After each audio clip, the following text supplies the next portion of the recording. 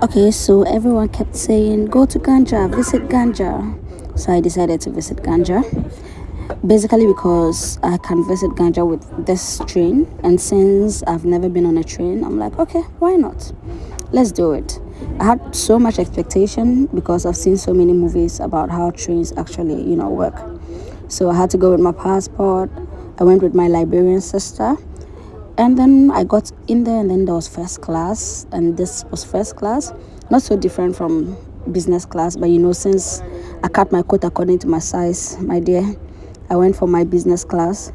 And the only difference is that business class had more seats than, first class, but I think it's basically the same seats. Now, I expected this train to move so fast, but I think I was mistaken. It moved as slow as the slowest bus I've ever been on. I expected it to like really shoot, and just run, but nah, that's not how it was. Luckily, I was able to get an upstairs seat on the second floor, which was actually nice. So yeah.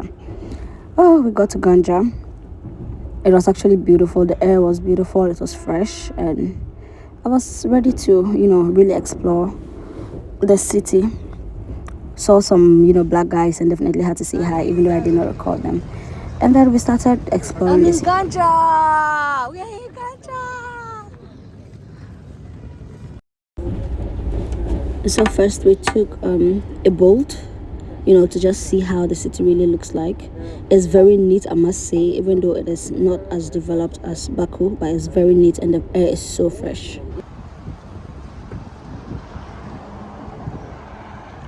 And so this is the only mall of Ganja. It's actually very beautiful. I like the design, the architecture of it all. However, we noticed that all the shops that are in the mall are shops that are already in the Baku malls, so there was no need to really spend time in the Ganja mall. So we got out, we started walking. We had to take lunch, but walking down to the restaurant, we saw how beautiful the city really looked.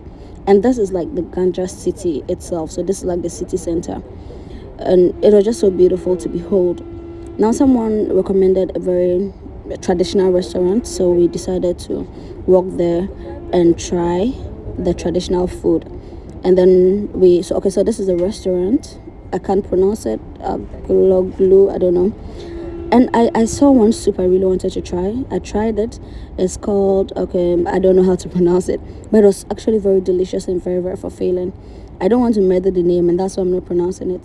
Someone also recommended I try this lahamakula, I guess, and I did. I don't know the name of this thing though, but it was very delicious. I did not enjoy this lahamakula because it was so dry and not rich enough for me.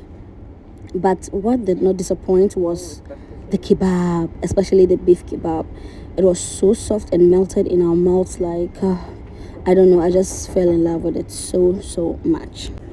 I would definitely say it's one of the best kebabs I've eaten in Azerbaijan. So after eating, we decided to take a walk and visit some of the museums and places my classmates suggested.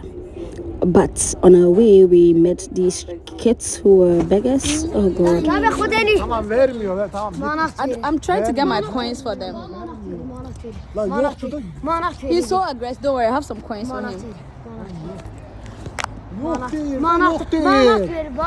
worry. I have coins. Like they nearly hit me and hit my phone down.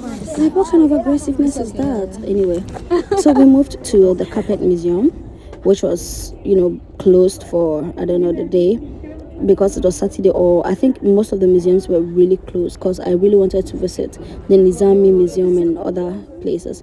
And then we saw that, okay, this was a mode of transport for Ganja, and we could see the huge difference between Baku and Ganja because I showed you guys the transportation in Baku, and this looks more like the churches in Ghana. Some of them were even in better shape than but we got to visit the bottle house. The bottle house, according to my classmates, is a house made of bottles, and unfortunately I did not really ask what the historic story is about it, but I should find out and then share with you guys. But it was actually a very beautiful place.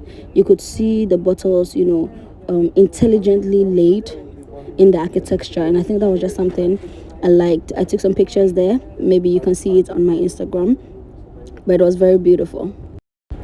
So we also did visit another place, which I will be talking about in my second video. You will not believe what really happened to us, but because of my time, I'm going to cut it here. So it was really time for us to get back to Baku because we booked a return ticket. We left Baku at 7 a.m. and then we had to return at 6 p.m. So this was our train back. I think it was even the same train. But all in all, Ganja was a nice place. I enjoyed my time there. The people were nice. So goodbye, Ganja, and I hope to see you again because there are places I really still have to see in Ganja, and I will come back.